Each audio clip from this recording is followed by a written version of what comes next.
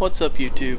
This is going to be another project video, but instead of something, building something fun and cool, today we're going to be doing a little maintenance and repair. So we're going to be working on my my wife's car, and let me show you what we're going to be working on.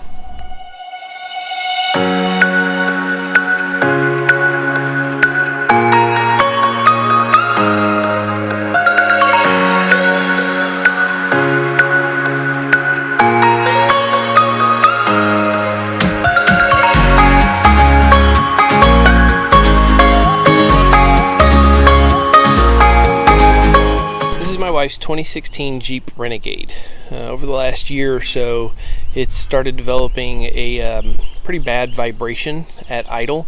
I did a little bit of research, and I have found out that apparently the first couple years of this vehicle, they kind of designed just a poorly designed motor mount. So what we're going to be doing today is replacing the passenger side motor mount on this engine. So let me show you a little bit about what we're going to be working on here. Alright, this is the engine bay, and that right there is the engine mount we're going to be replacing.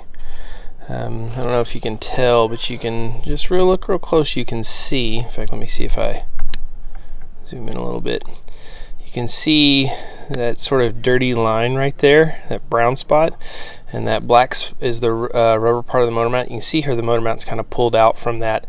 That is, as best I can tell based on the research, going to be the cause of the vibration that we're experiencing. So, doesn't look to be too big of a project. I think the biggest issue we're going to have to deal with is going to be supporting the engine from the bottom side, basically keeping the engine lifted up while we remove the motor mount. So let me get out the GoPro, get underneath the vehicle, and show you what we're going to do for that.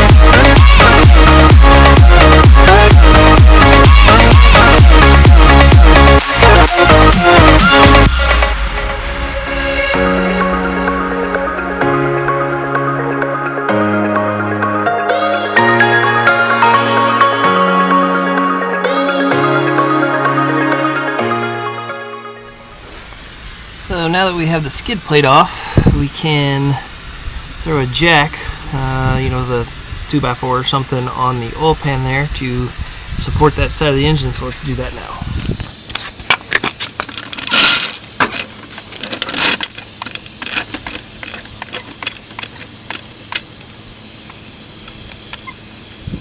Now that we got the hard part of the job out of the way, next thing we need to do is remove the air box. Looks like there's a screw there, a screw there. Let's see here. Looks like there's a screw there, and then there's one of the one-time use clamps here, but I'm hoping there's a way to get this off without having to replace this. We'll find out once we get the lid loose. Looks like it's nothing special, just a couple, looks like 3 so far, Phillips head screws. And they do appear to be catcher screws. Yes, they are. Alright, that's easy enough to shove out of the way when we need it. So let's remove the air filter, I guess.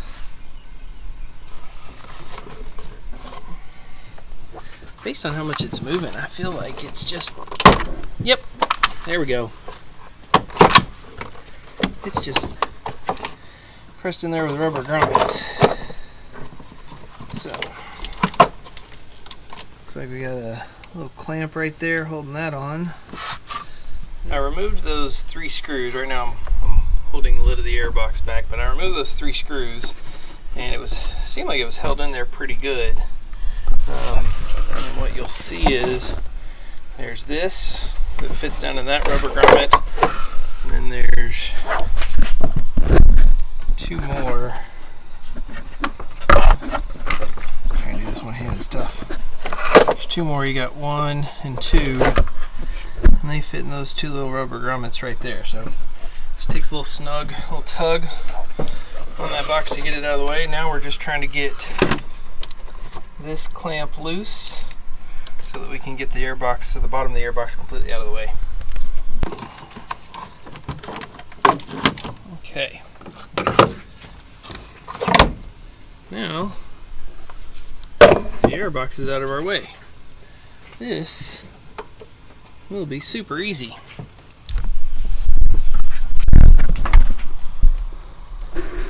Okay.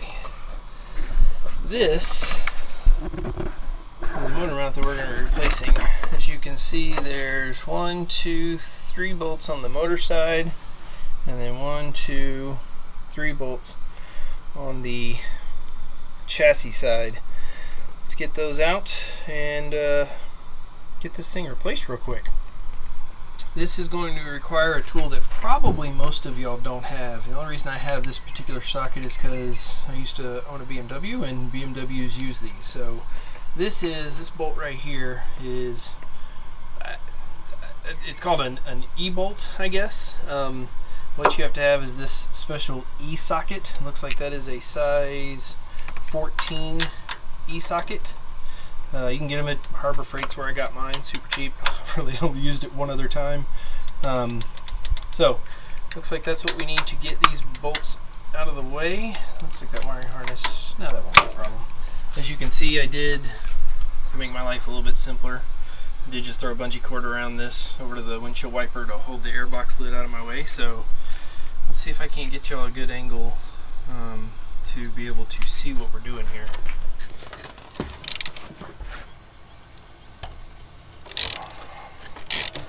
Alright, break all these free and then spin them out.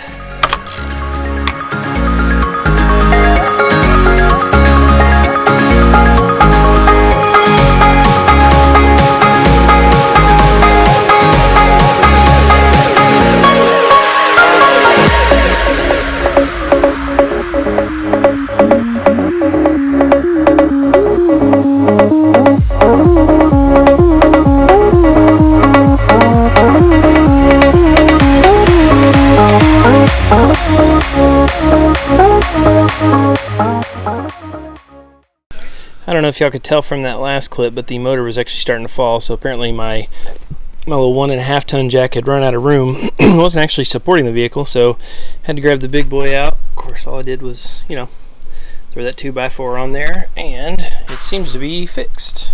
At least now it is supporting the engine. I don't know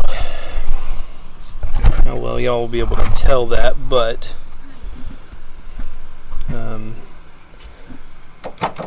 obviously there is no weight on that motor mount now. And let me get that last one out and get the new one in.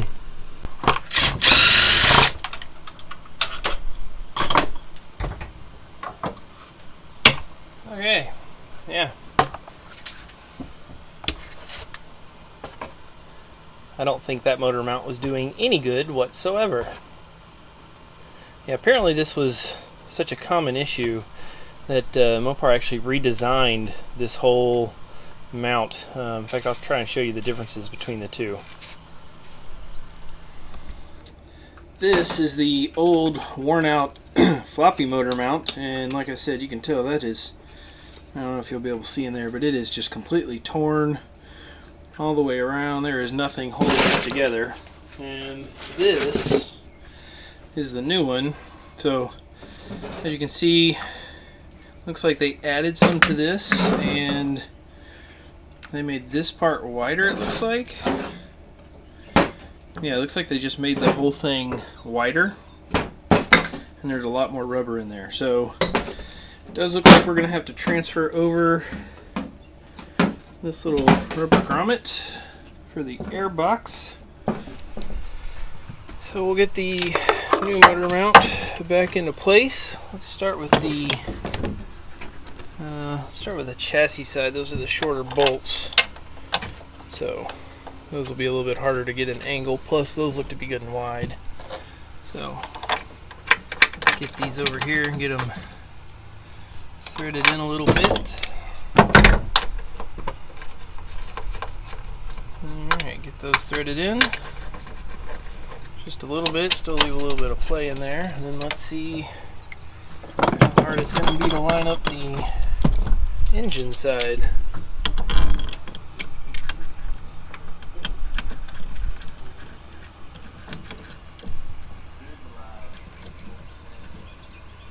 Alright, that one started. Yep, that one started. Okay.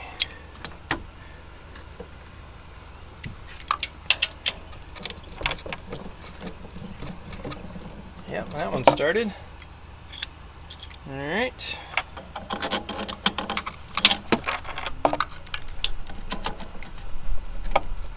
And yep, that one started.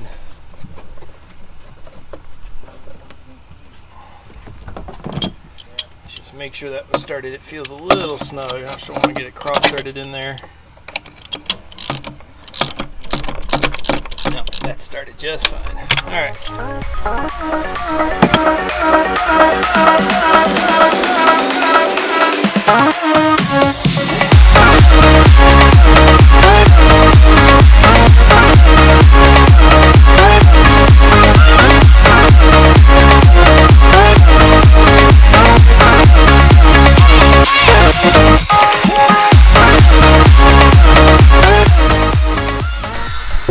Got the motor mount on. Let's get this airbox back into position. Well, you know what? I may not be able to do it like that. I may have to do it like this.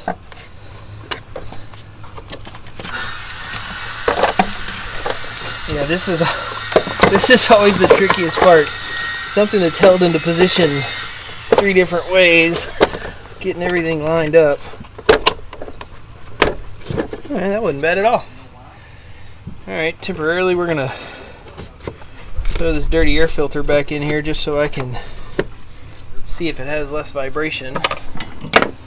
Alright. Let's throw this air box, tighten it back down.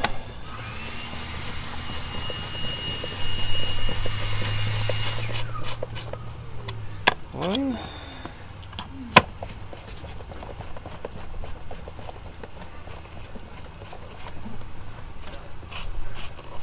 2.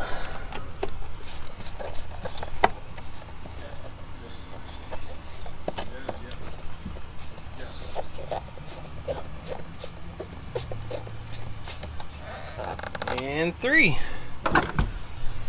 Okay, let's get our tools off and start this thing up, see what happens.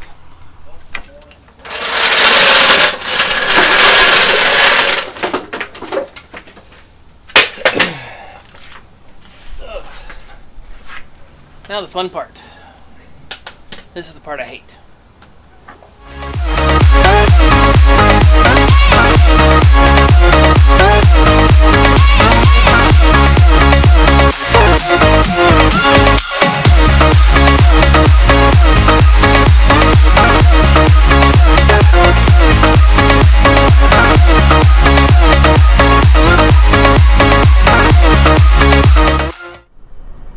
Okay, so we got the car started. Right now it's in park. I'm gonna put it in gear and just see what happens. So put it in drive, and yeah, that's a significant improvement in vibration. I do think there may be, maybe one of the other motor mounts might be a little bit worn out too. So I do think there's a possibility that maybe one of the other motor mounts, maybe the transmission mount, might need to be replaced as well. But the majority of our vibration that we were experiencing while at idle in gear was definitely that passenger side motor mount.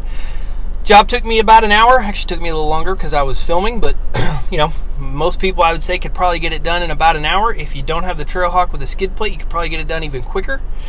Didn't require any special tools other than that e-socket, which, like I said, you can get at Harbor Freight. The part itself was less than $150. So if you've got on a 2015 or 2016 Jeep Renegade, and you've got a pretty, an idle or vibration while in gear at idle, I would say most likely that's your passenger side motor mount. That's what my research has shown me. That's what I'm seeing as well. So obviously, I think we got this one fixed for now. I don't think we're going to have to worry about replacing that one anytime soon. So we got the vibration to go away. I'm going to have a happy wife, which is good. So thanks for coming along. Thanks for hanging out with me, and come back, check out the next one. Bye.